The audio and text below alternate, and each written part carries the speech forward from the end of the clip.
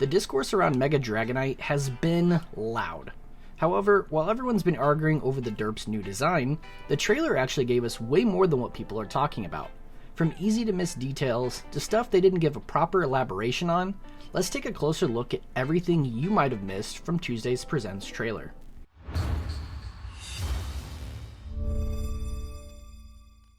Right away, we're shown some of the new characters that will be accompanying us through our city adventures. Depending upon which appearance you choose for yourself will determine whether Urbane or Tawny invites you to become a member of Team MZ, or his Agent V dubbed them TMZ, which I love. Two other notable members we get introduced to are Lita and Naveen, who I think both have more going on with their backstories than meets the casual player's eye. If we take a peek over on the official website for Legends ZA, it states that Lita is a dance student who joined TMZ seeking to become a professional dancer, and her aesthetic is that of a water-type trainer, as her partner is a Staryu. Now just stay here with me for a second, but if we flash back to the last time we were in the Kalos region, who else do we know that loved to dance and had a close water-type association? Tierno.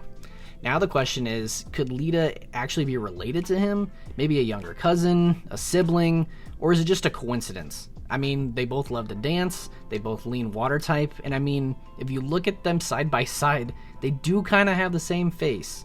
Just saying. And then we have Naveen. He's an up-and-coming fashion designer who has already started to make waves in the city for his designing. He's got a vibe, he's got that look, and his partner Pokemon just so happens to be Scraggy, who's also a star in its own right. But outside of that, there's not much we actually know about him yet.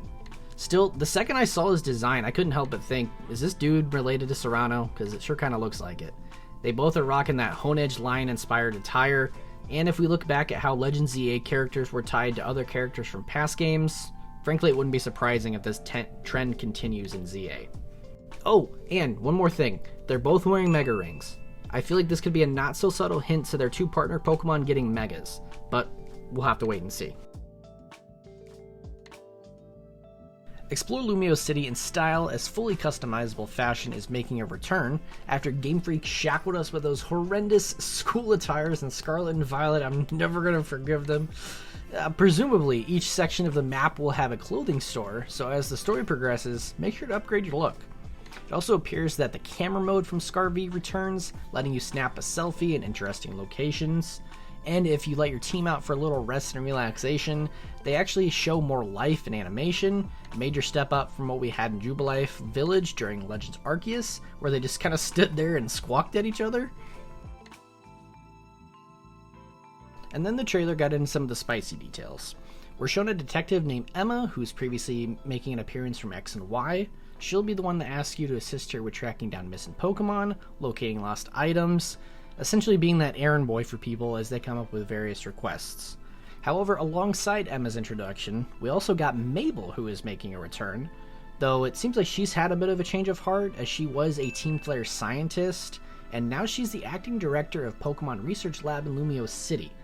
Now that's quite the interesting character arc, and I'm curious to see if we get any sort of explanation for that. Now, alongside those requests for Emma, she's also going to be asking us to investigate why Pokemon are randomly Mega Evolving on their own. On the website, it says Quasartico will task you and TMZ with assisting in investigating these strange occurrences. But here's the thing.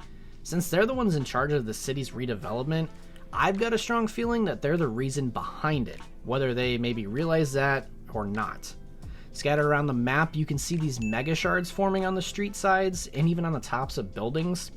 But that also begs the question, who's spreading those shards around the city and why?